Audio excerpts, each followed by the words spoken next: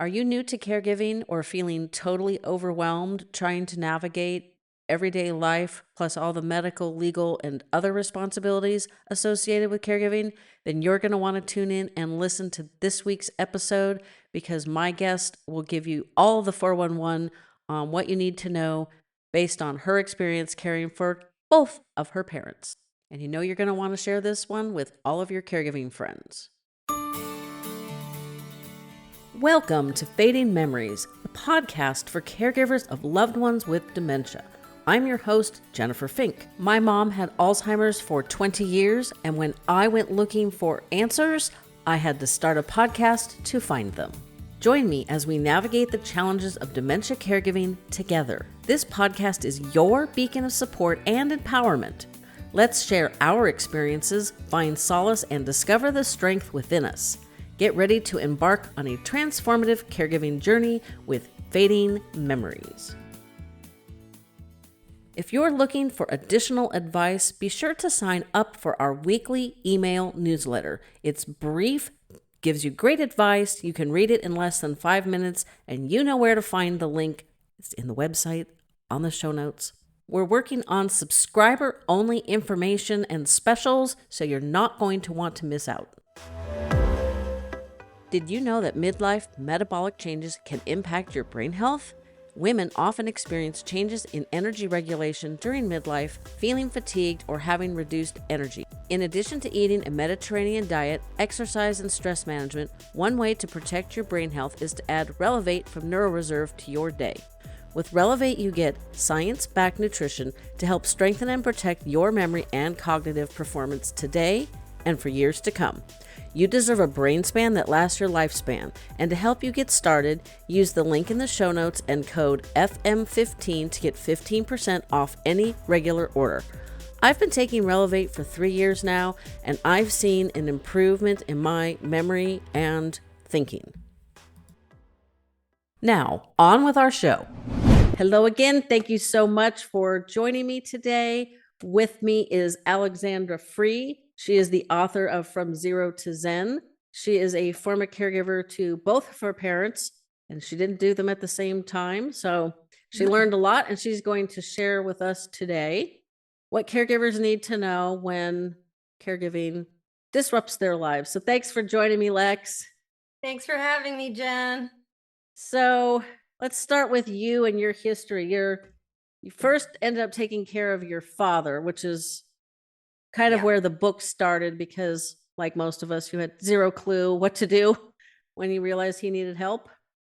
Yeah, I was living in Los Angeles and both of my parents were living on the East Coast. I got a phone call at 4:33 in the morning, telling me my dad was in the hospital. And that sort of started the whole journey. In my family, up until that point, my experience was always people got old and then they just died. And, so I never, as an only child, I had never in my wildest dreams had ever even thought like I was going to be someday caring for my parents. I just thought they were going to disappear like everybody else kind of did.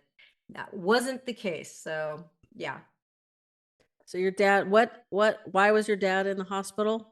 I My read the dad book, went to but the hospital for diverticulitis and not something that's generally dangerous or anything, but there were some complications. And he ultimately wound up staying, he was moved to another hospital, but he ultimately was in the hospital for 7 months until he died. oh, So I wasn't yikes. actually hands-on caregiver for him, but I was theoretically I was the point person for him. And that's when I started learning about all the documents you need to have and all the knowledge you should know because I had none of it. So when I say I was theoretically the point person, I mean I was the point person, but I wasn't I didn't have a power of attorney.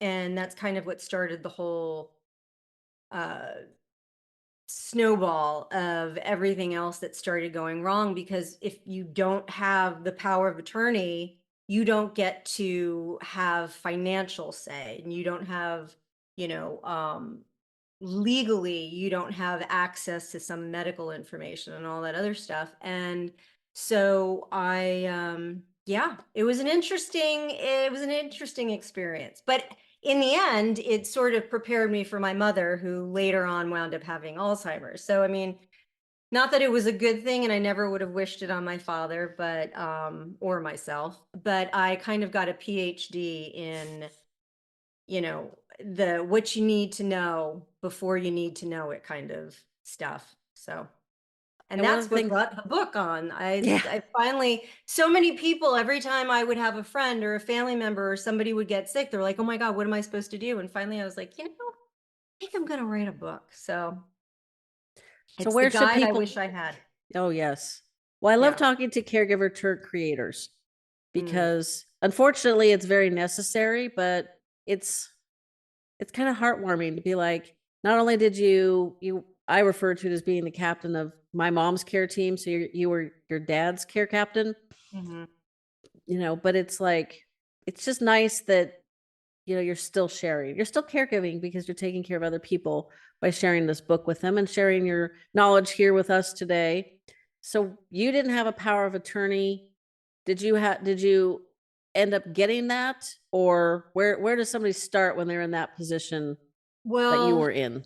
hopefully, I mean, one of the things that I scream from the mountaintops when I can to anybody that'll listen is, I don't care if everybody in your family is absolutely healthy right now. You should start planning. You should get what I say, get your legal ducks in a row. Before anything else, you should have somebody that is the power of attorney for your finances, the power of attorney for your healthcare decisions, your medical decisions, which is also a healthcare proxy. And then you should have your will taken care of. And it's not necessarily just about money. Like, wills are, do you want to be cremated? Do you want to be buried? Because you will not believe how many people will fight you on that when that time comes.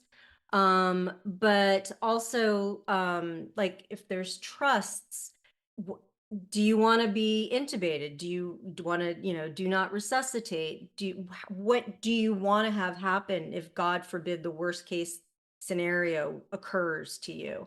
And even if, I have so many people say, "Oh, who cares? I'll be dead," or "Who cares? I won't even know."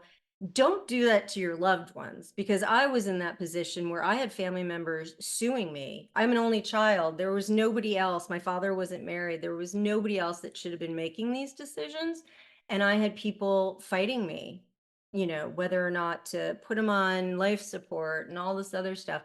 And so, again, even if somebody doesn't even have a sniffle, once you get to a certain age, like, I mean, my husband and I, we have all this stuff taken care of. We don't have children, but, God forbid something happens, it's too late. So I was in the situation where I didn't have any of that information, or any of that documentation, but I was the next of kin. I was the only person. So even though they couldn't give me some medical information, which ultimately they wound up kind of giving me anyway. I couldn't, I was making decisions for my father medically, like, do I want him to go on dialysis? Do I want him to get antibiotics? Which, interestingly enough, i- antibiotics alone could be considered life support. So a lot of people don't know that, but that is actually part of the care where, you know, they don't necessarily just give somebody antibiotics unless you tell them to. But what was I saying? I just totally forgot. We were talking about, well, where to start. So what did you do after? So your dad's in the hospital. You don't have this documentation. Did Oh, you? right. Okay. So what I didn't have, so even though I was able to make some of the more important medical decisions for him, my father, he was in the hospital. Your health insurance, people think that, they're covered. They've got health insurance and then they're fine. But the fact of the matter is that health insurance, my father's health insurance, paid 100% for 20 days. After 20 days, it started paying 80%. And then after a whole 100 days, um, it stopped paying. So he didn't leave the hospital. You need to leave the hospital and then return for it to reset. He never left. So my father had millions of dollars worth of bills. I think it was 6 million. I don't remember. Just a small amount. Just a small amount. He had a bed, like, people are like, how is that possible? He had a bed that he was charged $10,000 a day for that was supposed to rotate and prevent him from getting having a That bed sore. It never rotated. I never saw it rotate once, and yet they still charged $10,000. But it's very easy to get millions of dollars worth of hospital bills if you're not leaving the hospital. And I didn't have the power of attorney over his finances. So I couldn't do anything. Like I couldn't take his bills or take his IRA and hand it over to the hospital. Like there was nothing I could do. My hands were tied. And ultimately I wound up the hospital because they wanted to get paid. I started talking to Medicaid counselors at the hospital. So I actually got like a PhD in Medicaid too. And I was just so smart after all of this. But there was no way to get my father on Medicaid because he had, some savings and he had an IRA account that they couldn't take. And I couldn't sign it over to them in order to get him on Medicaid.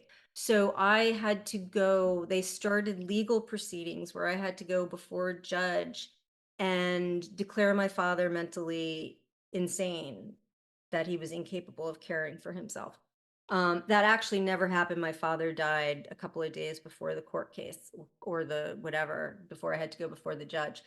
But ultimately, that's what could happen. Like, if you don't have the right documentation, your hands are tied ultimately. And while my father was in the hospital, my parents were divorced, but I started noticing that something that was wrong with my mother. I didn't know what it was at the time, and it turned out to be Alzheimer's. I found out like a year or so later.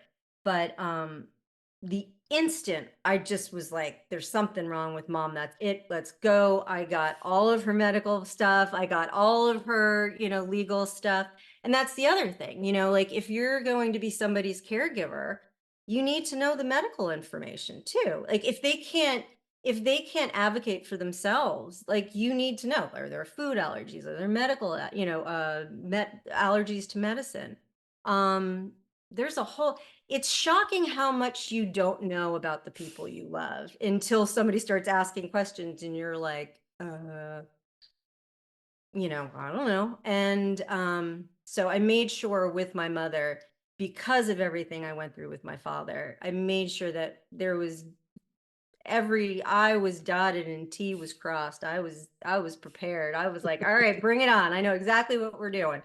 So, did she but she didn't give you any fuss over, because like that's one of the biggest problems is, we're independent adults. It's like, I don't need to discuss with you everything that I'm taking or not taking or whatever. Like I forget that my husband's on blood thinners most of the time because it's not part of my daily routine.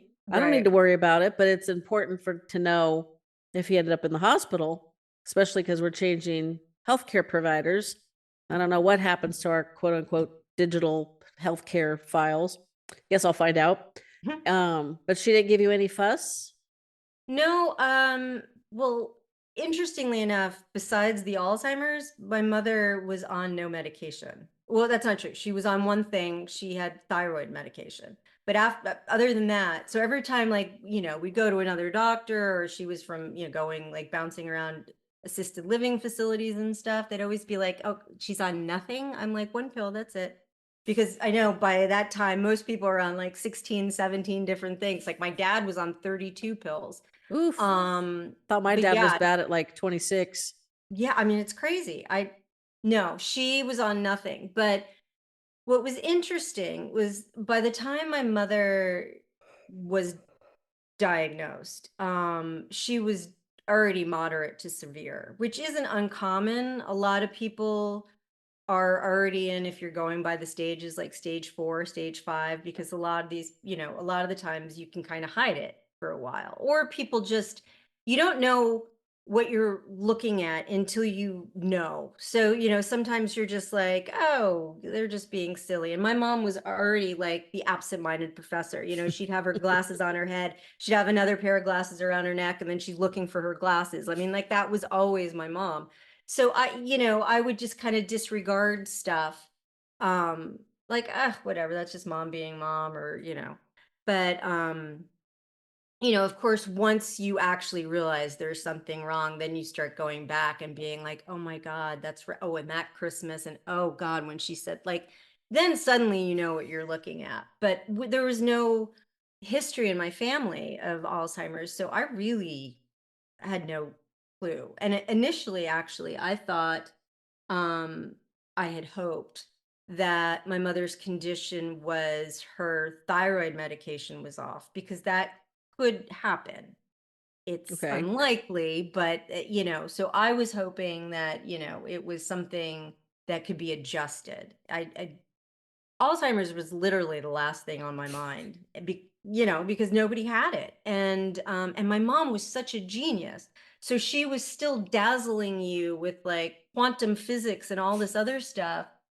And then yet, Can't find her all, glasses. well, I mean, that was mom stuff, but like there was, like stuff in her refrigerator started going bad, or she started collecting. In my mother's case, I know some people, they start hoarding weird things. My mother was hoarding like toilets, and which sounds crazy, but we had toilets all over the house, and like corbels, like she was renovating, and she did do some renovations. So again, I was excusing it like, oh, that's just, she went to Home Depot and bought 1,000 things and she'll return it at some point. But when I eventually moved my mom out of the house, the basement looked like it could have been the warehouse for Home Depot. There was so much stuff. And toilets, like toilets. Who collects toilets? My And they're mom. My not mom. cheap either. No, and they're not small. Like my mother, I'm 5'5". My mother was 6 feet tall. So yes, she was bigger than me. But I mean, a toilet's pretty heavy. Like how she got a toilet in from I'll never know. I wasn't there. And then she was hiding them around the house. I mean, and again, like initially I didn't see them, but the first time I saw a toilet in the dining room, I suddenly started noticing toilets everywhere. And I was like, oh my God, what's with the toilets? Again, then all of a sudden you're like, all right, there's something wrong. This mom's not okay. Yeah, I But would think hoarding toilets is definitely a good sign. That's a yeah. first. But again, you make excuses like, oh, she's renovating the bathroom, which she did do. But again, like, most bathrooms just have one toilet. You don't need five, but I don't Yeah, know. no, it's no, you don't need a communal bathroom. No, certainly don't need one in a dining room. I'll tell you that. But Yeah, uh, I suffer from tiny bladder, but I can make it from the dining room to the bathroom generally fine. I don't need to share my eating and other stuff. No, no, yeah, no. no, no, no. Well, they weren't hooked up, obviously. I mean, they were No, just but sitting there. And then there was stuff on top of it. So you couldn't really tell until suddenly again, like you're like, that pile of books looks an awful lot like a toilet shape. so they weren't in the boxes? No, they were That's so toilets. that is so Like you could funny. sit on them. They just didn't flush. I didn't sit on. Yeah, exactly. Anyway. That is funny. But Am so I when so by the time my mom got diagnosed, back to the question of she didn't fight me on stuff.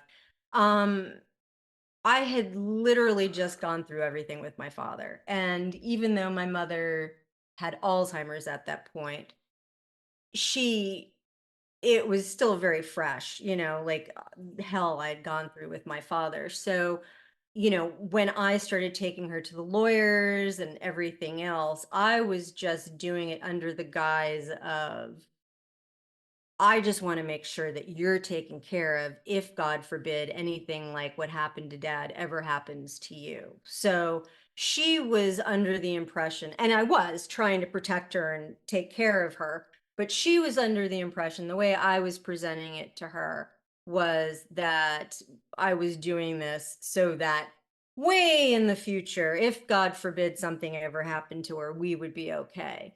in my mind, I was like, we got to get all this done really quick because, I knew that if it went too long, I mean, she wouldn't have been, I don't think a lawyer in their right mind would be like, yeah, okay, she's fine, you know.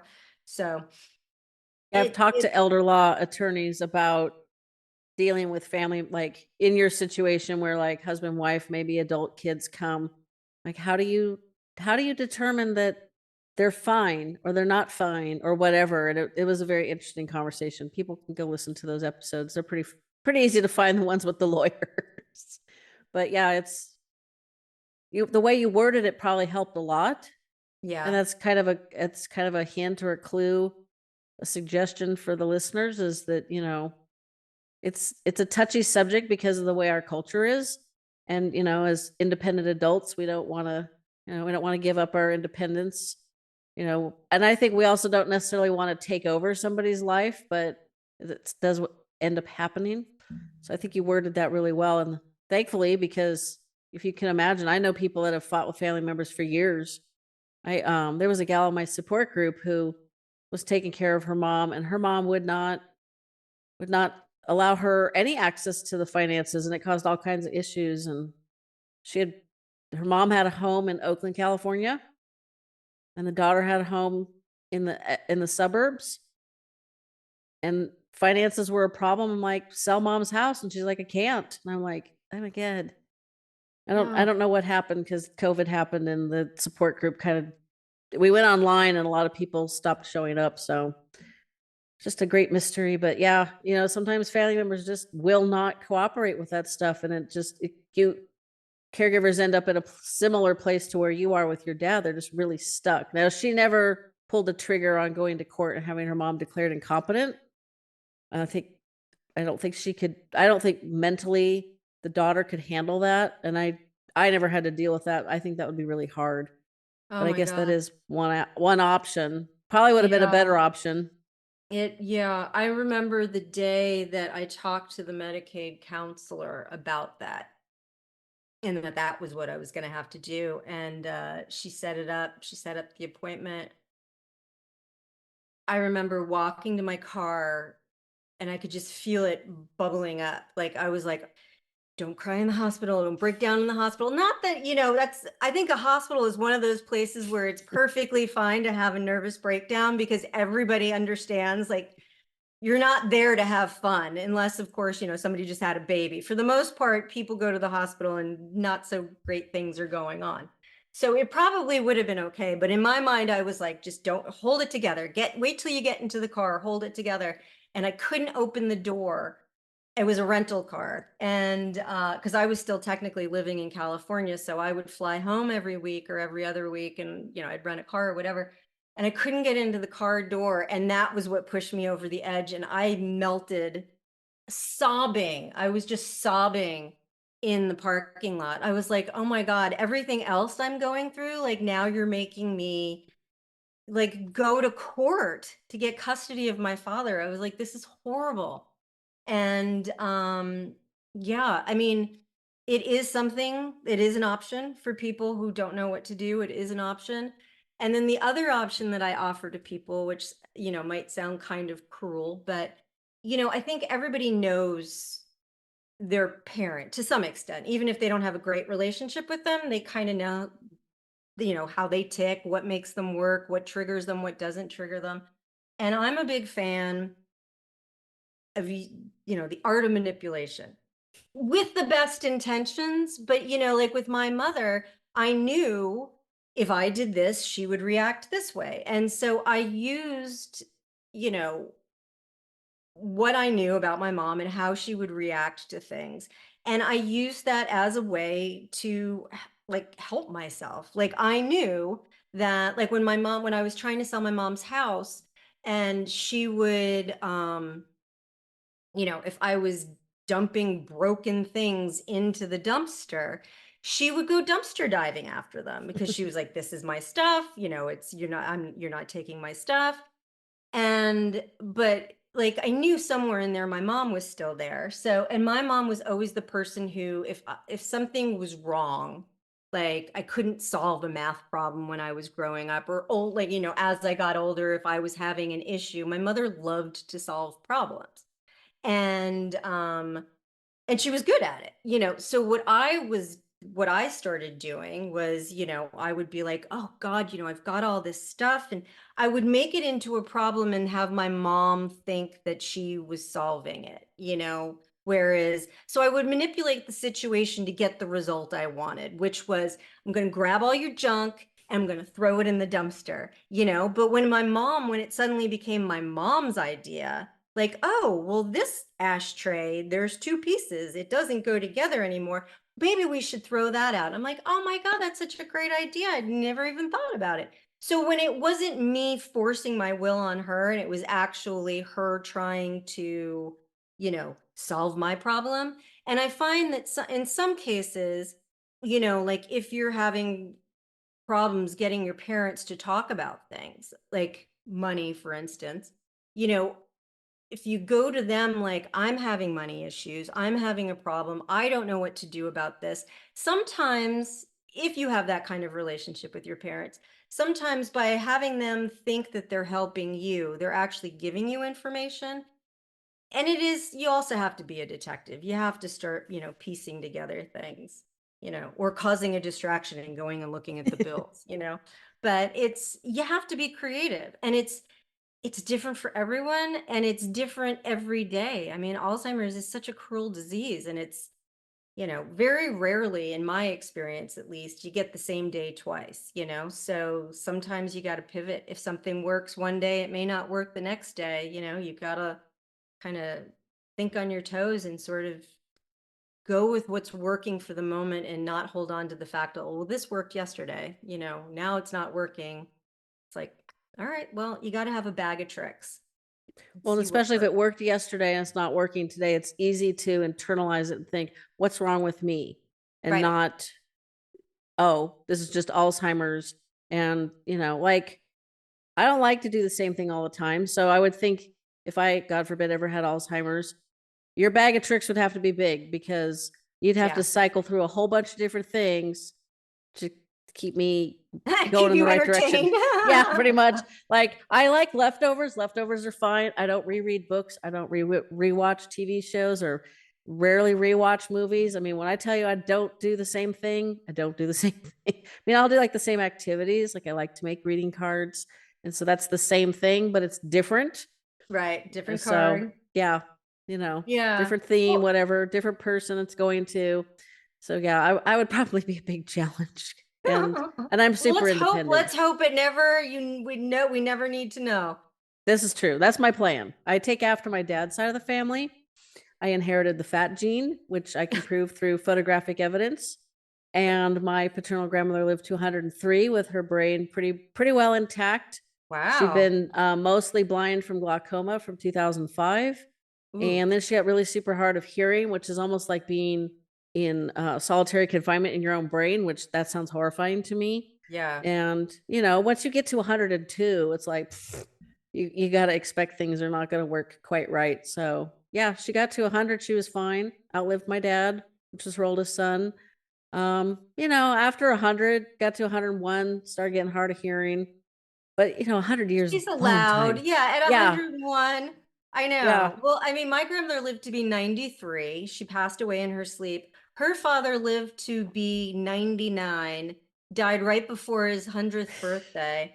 And the stories I used to hear were that my grandmother's sister, so my great aunt, used to get mad at him because, sometimes he would repeat himself. And I'm like, good Lord.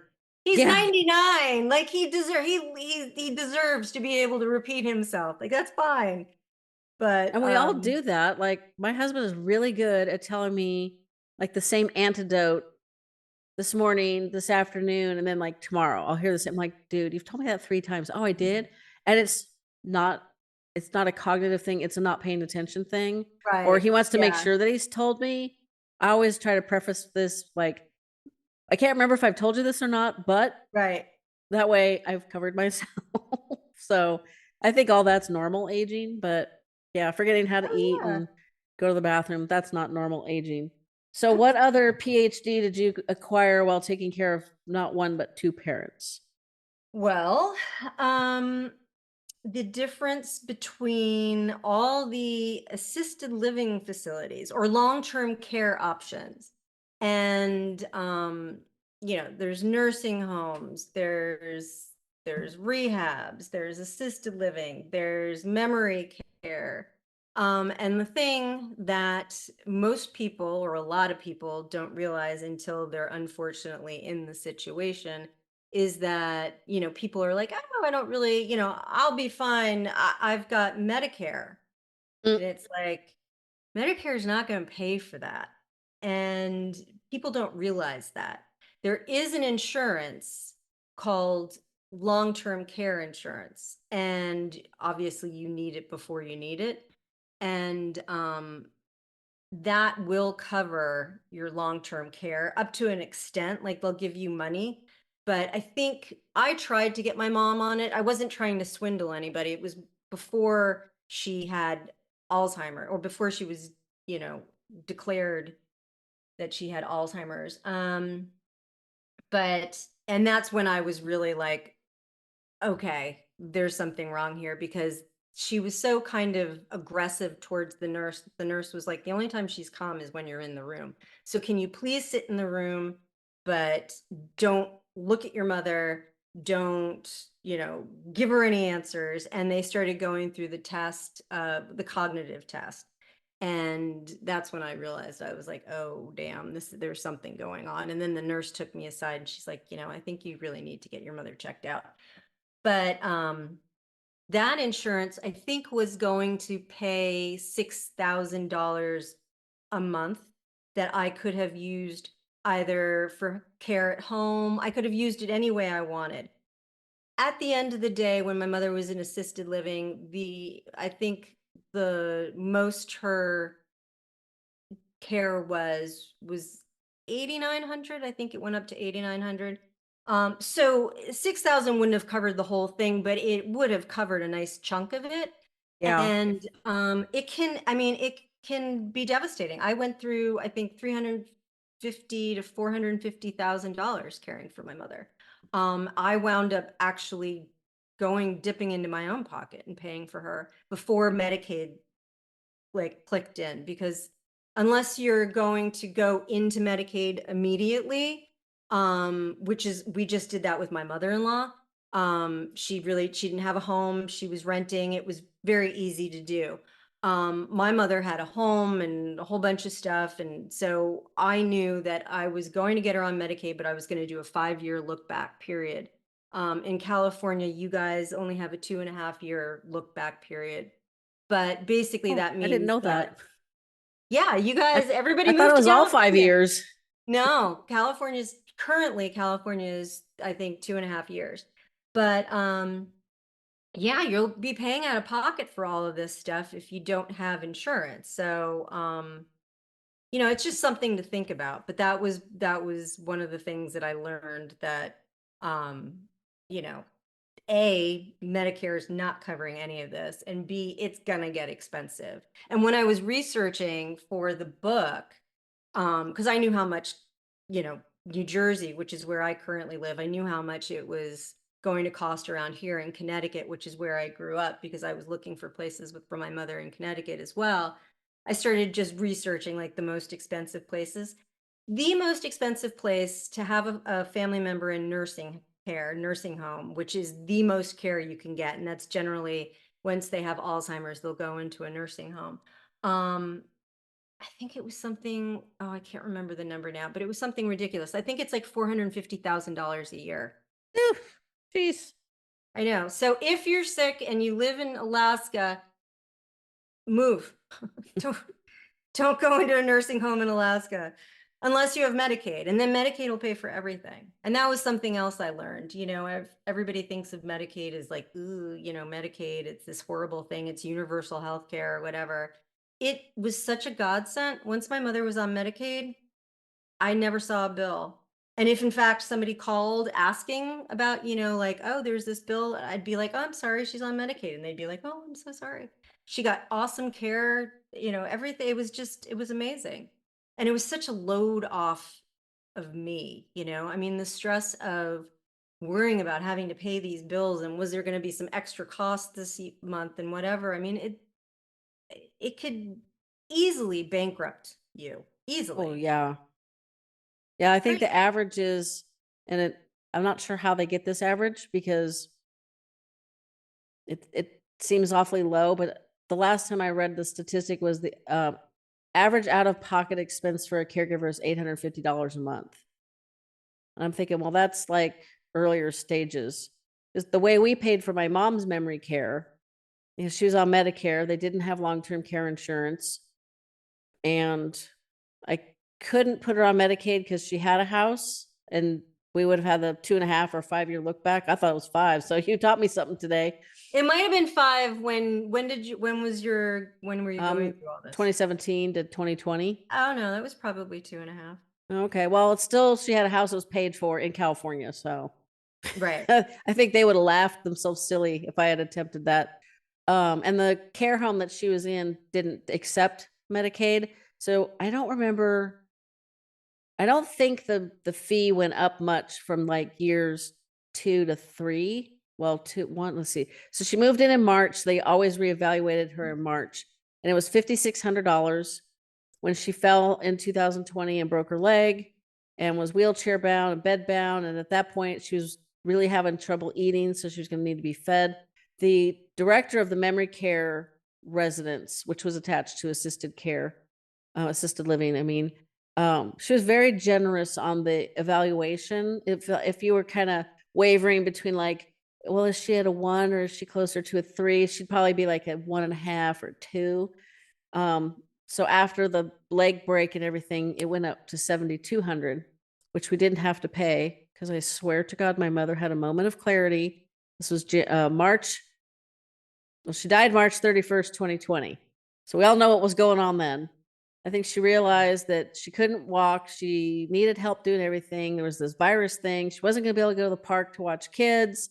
And her rent was getting astronomical already. So she called it quits. But the way we paid for it, and I should actually talk about this more often, is like I said, her home was paid for.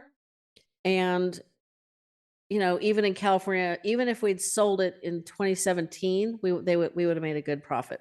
We did end up selling it in 2020, so we made even more ridiculous profit. But even with my husband being a real estate broker, it took a CPA friend of ours to say, wait a minute, before you sell mom's house and run the risk of running out of money, why don't you rent it out? Which my husband does property management. So he was like, duh. So occasionally you need somebody to point out the obvious to you. So we rented out the house.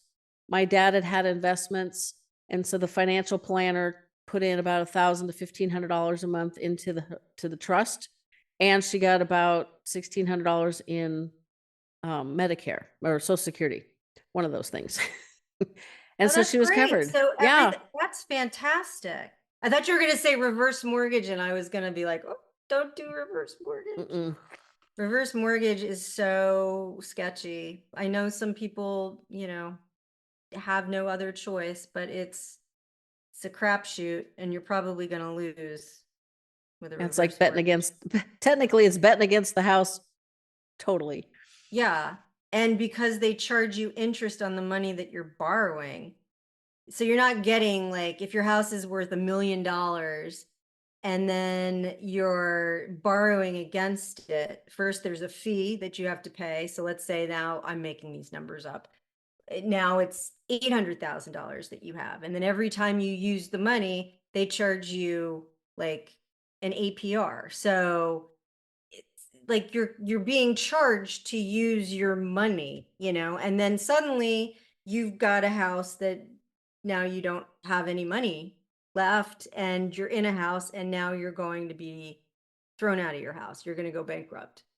Happens more often than you would believe. But I know a lot of people whose parents did that thinking, "Oh, this is genius and I'll just live my life and everything will be fine and I'll get to stay in my house."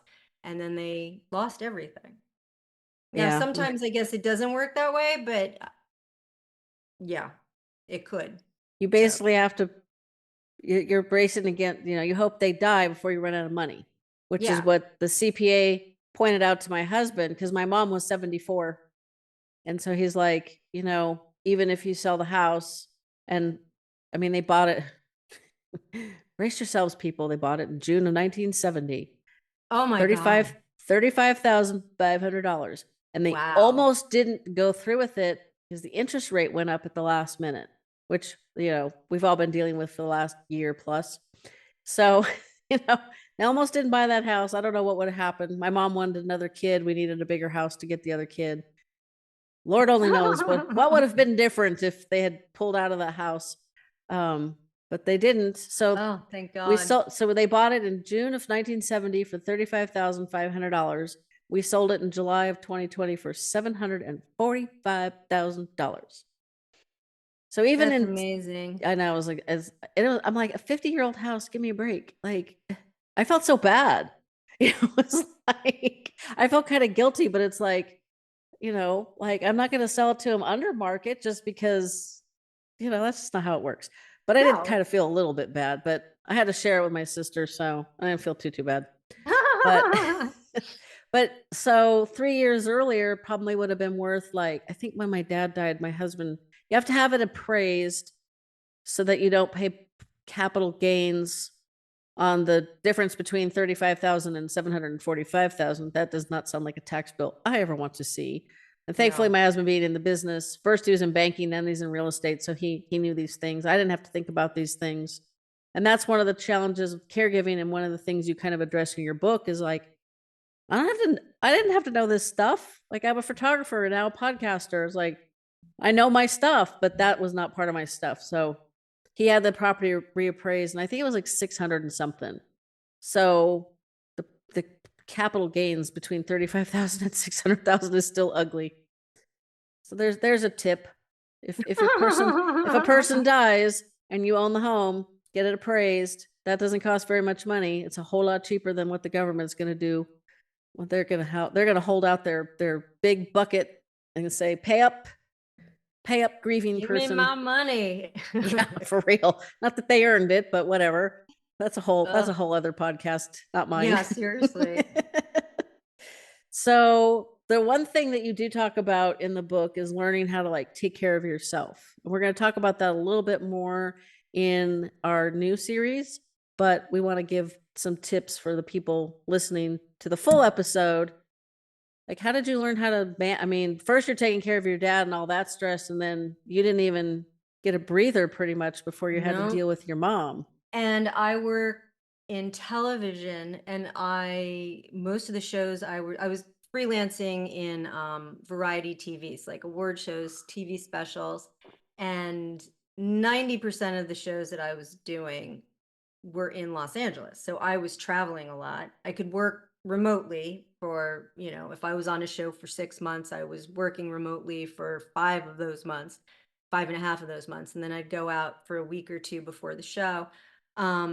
But at one point I was working on a morning show in New York City, and I was waking up at 3:30 in the morning. Yuck. And the way that I realized that self-care was essential for a caregiver was almost had like a nervous breakdown. I just got to the point where I was constantly freaking out about, the money and this and that, and I wasn't taking care of myself, and I was on the days that I wasn't in, like, on show at the show, I was, by my mom's side at the assisted living facility trying to, you know, make her not, I don't know. I mean, they feed her and they, did all that stuff. But I mean, I was constantly like, oh, let's go have, I don't know, pizza, or let's go shopping, like just trying to keep some normalcy in her life. And, Mm-hmm. I was kind of like entertaining her. Um, yeah. And I wasn't taking care of myself. And I really was like, I wasn't diagnosed as having a nervous breakdown, but I really kind of felt like I was on the verge. And I had been my whole life, like, I was into meditating and yoga and eating well, and I was so all about, spirituality and taking care of myself. And yet at this time in my life when I was most stressed out, I was relying on caffeine during the day and like, wine or a martini at night, like to just help me cope. And I crashed. So I finally was just like, all right, enough. And I realized that if I wasn't going to take care of myself, who was going to take care of my mom? Like if I fell apart, that was it. I'm an only child. There was nobody to take care of her. And again, she was at an assisted living facility, but I mean, I was paying the bills. So, you know, if I'm like, incapable of working and bringing in money, I can't pay for that. But also, again, like I was going to visit her like 3 or 4 times a week. I was taking her out. I was keeping her, sane in the sense of, you know, she was, she was, her Alzheimer's really sort of plateaued at a stage where she was incapable of taking care of herself. And yet she was active enough. She was still wearing suits, like, carrying around her briefcase, thinking she was going to work. And she would kind of go, get cabin fever in the assisted living facility. So I really sort of brought the entertainment. I would take her to movies and, we would do things. And if I was incapable of doing that, God only knows what would have happened. It would have been total chaos at the assisted living facility. But so I started doing these little rituals.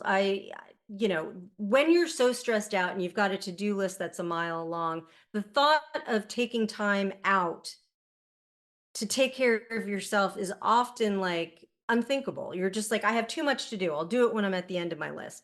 And the fact is that's exactly when you need to start taking care of yourself more. So I was like, all right, I can't sit around and meditate under a tree for an hour. Like, I don't have the time for that, but I'll give myself 10 minutes. And so I started these little rituals that I would do in the morning, and then I started doing them throughout the day when I could.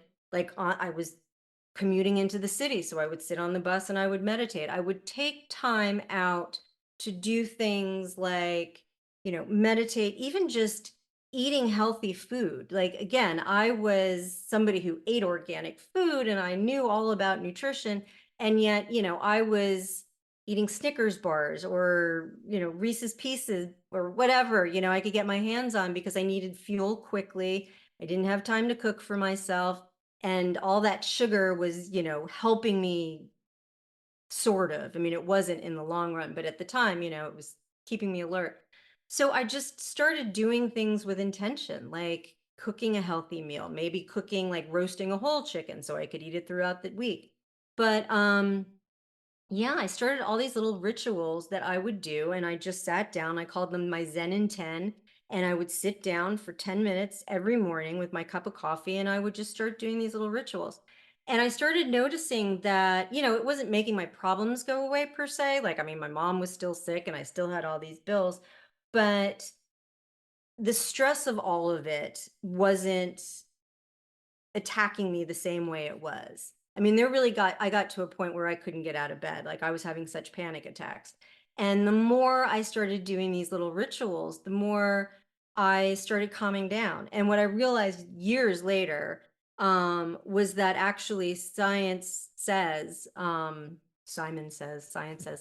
that 10 minutes a day is actually enough for your brain to start reducing the cortisol, which is the stress hormone, and calming down your body. And once that started happening, I could start making better decisions about other things. And so it really is. I mean, there's a saying that you can't pour from an empty cup, and it's true. When you're a caregiver and you're taking care of everybody else, um, you're just constantly giving, but you need to replenish because it's physically impossible for you to constantly be giving and not, replenishing yourself. You will eventually run out of gas, just like Yep. a car. I So, think the statistic is now, um, it used to be, oh fudge, you think I could remember the statistic? I think 50% of caregivers pass away before their loved one passes away. I think it used to wow. be 35%. And, my little math brain, which is kind of non-existent, I assumed because more millennials are taking care of loved ones, that Mm. statistic would have gone down, not up. but it went up. And if you're 65 or older, it's even worse. Well, So I read somewhere that actually this is the first generation in an extremely long time, the generation coming up. I don't know if that's millennials. The statistics I was reading weren't using any terms. They were just saying that people are out now actually living shorter lives. So their parents could potentially outlive them. But there is a statistic that 40 to 70% of caregivers experience severe stress and depression. And there are currently over 50 million family caregivers in the United States. And that's, not really taking into account the fact that there are baby boomers that are not being cared for at the moment who are soon going to be cared for.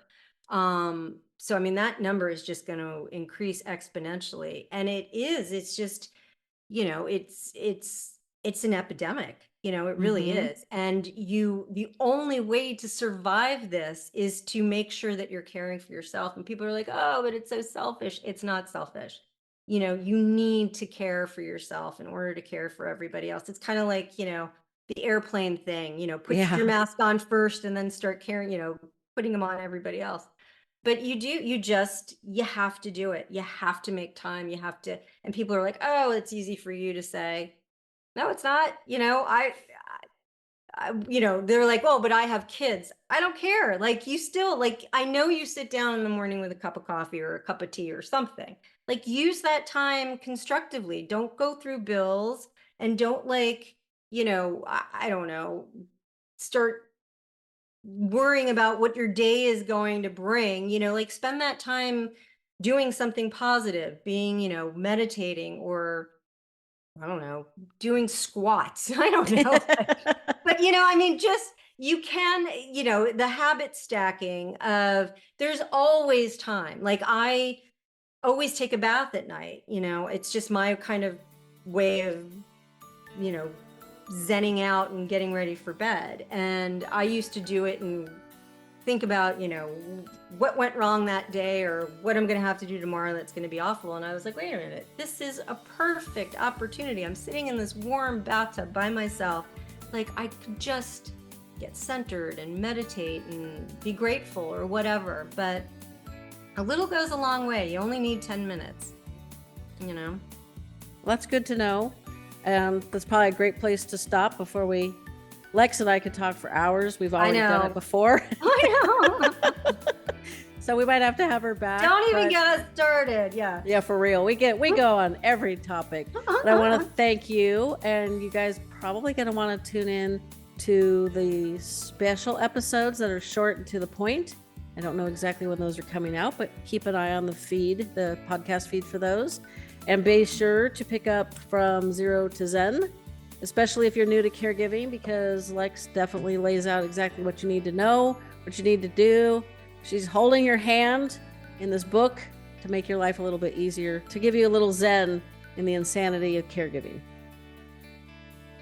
Well, thank you for having me. You're welcome. It's been a pleasure. You're still with me? Well, I guess I better make it worth your time, so here is a caregiver joke in the style of a bad dad joke. Why did the dementia caregiver become a human alarm clock? Because waking up every hour is just their way of saying, time to seize the day again. And here's a sneak listen for what's coming up next Tuesday. Go swim. Go sit and drink a milkshake up on the top deck. Go sit in the sun. Take them for a walk. Look at, around. I mean, it's just beautiful.